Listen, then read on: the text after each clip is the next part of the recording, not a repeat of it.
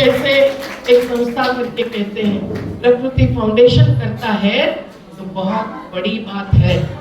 आज क्योंकि कहीं वोट लेने के लिए, कहीं नोट लेने के लिए अगर खंड खंड कर दिया जाए समाज का, तो पहले आजादी आंदोलन में जो सब लड़े हैं, महात्मा गांधी से लेकर भगत सिंह से लेकर अशफाकुल्लाह, कईयों ने अपनी जान गंवाई। तो इन सब लोगों की जो शहादत है उसको हम भूल जाएंगे। हमारे किसान मोर्चा में 735 किसानों की शहादत हो गई, अब भूल जाएंगे। आज भी किसानों को लड़ना पड़ रहा है न्यूनतम दाम लेने के लिए। तो आप सब लोगों को बहुत बड़ी चुनौती है सामने, और ऐसी चुनौती किस चीज से खत्म होती है? बस आखिरी यही मुद्दा लेकर मैं खत्म करती हूँ। मुझे कोर्ट में हाजिर रहना, वो कारण है नशा। एकजुटता खत्म होने का कारण है, तालियां मत बजाओ, कान खोल के सुनो, एकजुटता खत्म होने का कारण है नशा। जो मैंने लूटने की बात की और गीतों में भी बच्चों ने बताई, वो लूट भी क्यों होती है? नशा, खुद की कमाई की नशा, धन की नशा। जो सत्ताधीश गलत काम करते हैं उनकी नशा होती है सत्ता की।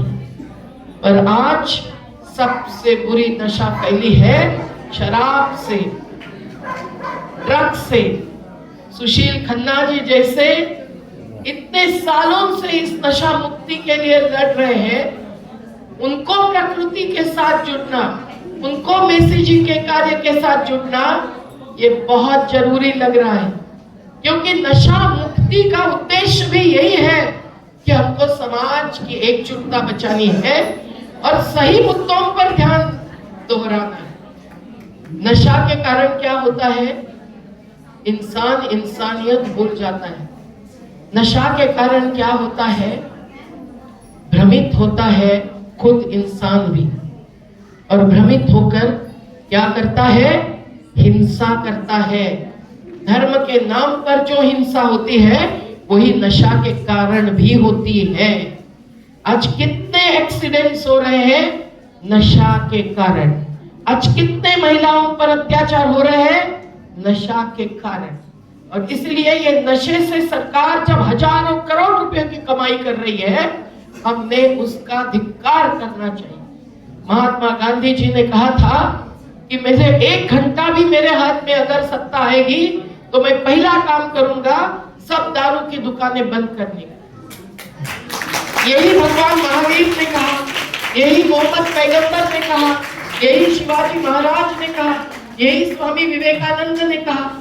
किसने नहीं कहा है कि नशा खत्म होनी चाहिए? लेकिन आज हम अकेले एकत्रित थे अमृतसर में, तो हमने क्या देखा? हमने देखा कि पूरा पंजाब आज दुखी है। एक तो किसान 20% जहां दलित है ऐसा राज्य, लेकिन दूसरी बाजू बेटे बेटियों के पालक दुखी है कि उनके बेटे नशा करने लगे हैं, आयोडेक्स खाते हैं, क्या खाते हैं। मुझे तो एक हिंदू कॉलेज में बताया विद्यार्थियों ने कि दीदी, मैडम मत बोलना मुझे, अभी अगले बार को दीदी बोल। उन्होंने कहा कि देखो आप इसकी बात करो, क्योंकि हमारे विद्यार्थी तो बहुत आएंगे सुनने के लिए, लेकिन वो चुपचाप नशा करते हैं। कोई गुटखा का नशा करता है, कैंसर होता है। कोई शराब का नशा करता है, भ्रमित होता है। कोई ड्रग्स खाता है, कोई कुछ खाता है।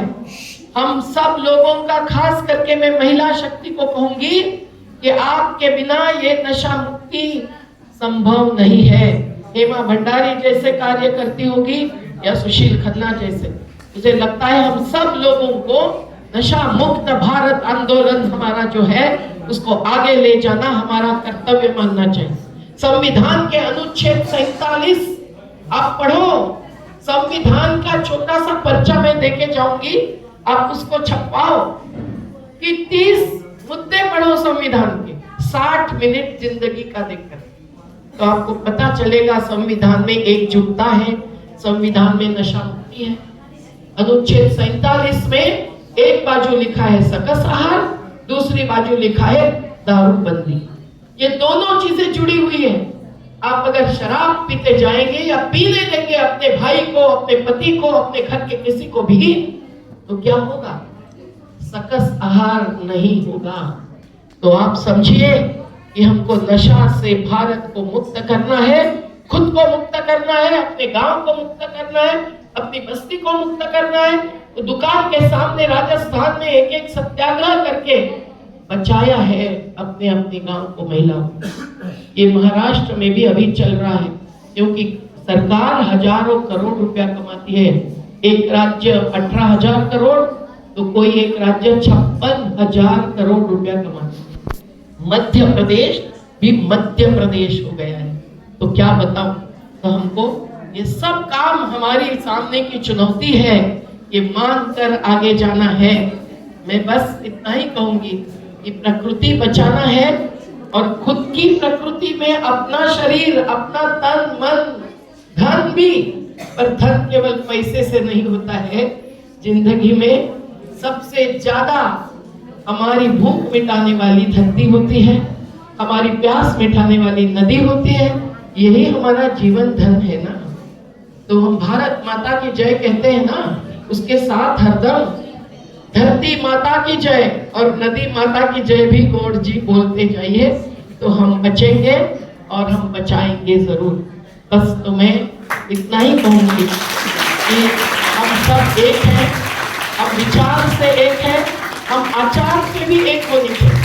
हमारी जीवन प्रणाली जितनी हो सकती है सादगी भरी होगी तो हम बचाएंगे। नहीं तो जो भी हमारा साहित्य है, मैं आपको कहूँ बुरा मत मानिए। आप कोई भेंट देते हैं ना, उसको भी प्लास्टिक में कवर करके मत दीजिए। प्लास्टिक के बिना लाइए शाल, एक कागज की थैली में लाइए। आप बोतल का पानी मत पीजिए, उसका हम बहिष्कार करते हैं। 55 पैसे लीटर से कंपनी पानी लेती है और 18 और 20 रुपए लीटर से बेचती है। इतनी कमाई करती है। और किसान का क्या होता है, मजदूर का क्या होता है? इतनी बोलते जाऊं, मैं बहुत देर कर चुकी हूँ। मैं बस 2 लाइनें आपको सुनूंगी। ये संविधान की हत्या जो हो रही है, संविधान के खिलाफ जो हो रहा है, उसके कारण क्या हो? अनूप भाई जब थे उस जंतर मंतर पर भी मैंने सुनाया था, ये इतनी पैदल यात्रा करके आए थे। और गांधी जी ने जो हमको सिखाया है, अंबेडकर जी ने जो दिया है, भगत सिंह ने जो लिख के रखा कि हिंसा से शोषण नहीं पूरा होगा, ये सभी से। और बिरसा मुंडा जैसे आदिवासी शहीद जो धरती आबा माने गए, जिसने प्रकृति धर्म ये बात आदिवासियों के दिल में डाली है, तो हम सब आदिवासियों से सीखते हैं। आप ये मत समझिए कि आपको मेरी तरफ से सीख मिल रही है। हम सीख रहे हैं सादगी, स्वावलंबन और समता के द्वारा जीने वाले लोगों से, और उनके साथ जुड़ना और उनके लिए जीना हमारा कर्तव्य है। तो हम सब एक हैं। कोई अगर कहेगा ना कि अरे तुम हिंदू हो, तुम मुस्लिम तो नहीं हो, तुम क्यों मस्जिद में जाता या जाती हो, तो गलत है। देखिए, एक ही उदाहरण दे दीजिए। ऐसा कोई कहने लगा, अरे भाई तुम अस्पताल में जाते हो, तुमको खून की जरूरत पड़ती है, तो तुम क्या ये कह सकते हो कि मेरी माँ का ही खून चाहिए, मेरी जाति का ही खून चाहिए, मेरे धर्म का ही खून चाहिए? डॉक्टर हकाल देंगे तुमको अस्पताल से। वो बोलेंगे अरे खून तो ए बी पॉजिटिव नेगेटिव इसमें होता है। तो सबका खून एक होता है, इसलिए लहू का रंग एक है। अमीर क्या गरीब क्या, बसे बने हैं एक खाक से। तो दूर क्या गरीब क्या, लहू का रंग एक है। जिंदाबाद।